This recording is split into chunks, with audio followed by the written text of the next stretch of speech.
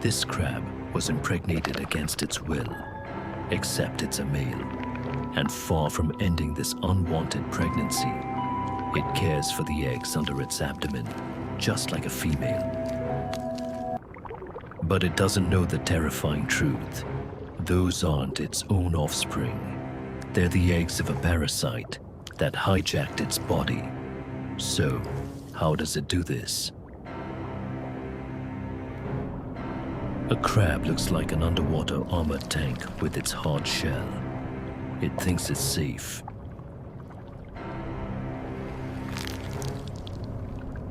It isn't. A single Sacculina larva finds a weak spot in the armour, a joint or a soft fold, and slips inside.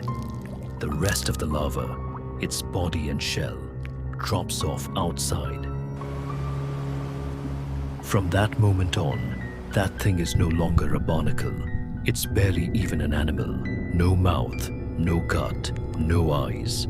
Nothing about it resembles a crustacean. So, where is it hiding? It spreads inside the crab. Threads, roots, growing inside the body like a living vine. It reaches the organs, the nerves, and the brain itself.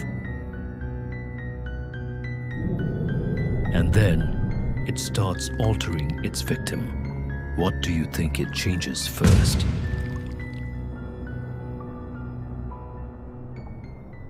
The crab no longer molts. Lost limbs don't grow back, and its body will never grow any larger. And here is the main target. Its reproductive organs shut down. It can no longer reproduce. But that's only a problem for the future of its own species, because it is now a victim serving the future of another. Besides, its sex doesn't even matter for this service. The crab's gender is no obstacle. If it's a male crab, Sacculina does something no predator can.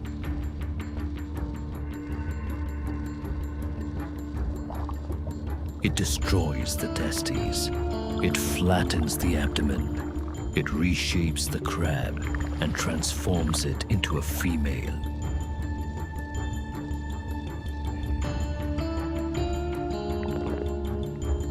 A sac emerges beneath the abdomen. This is the parasite's gateway out of the shell.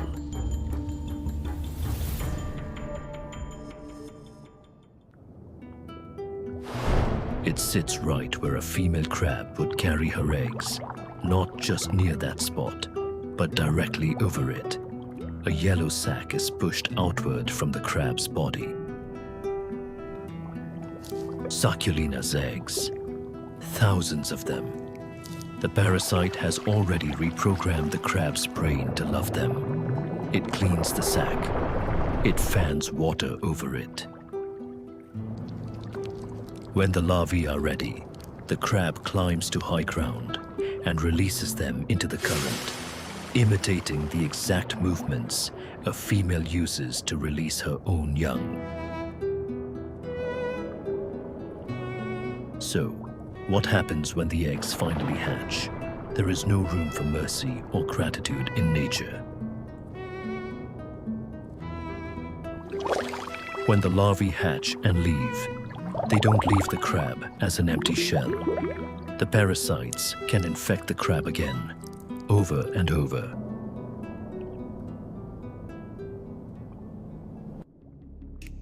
For the rest of its life, the crab becomes a factory, its sole purpose being to bring its own replacements into the world.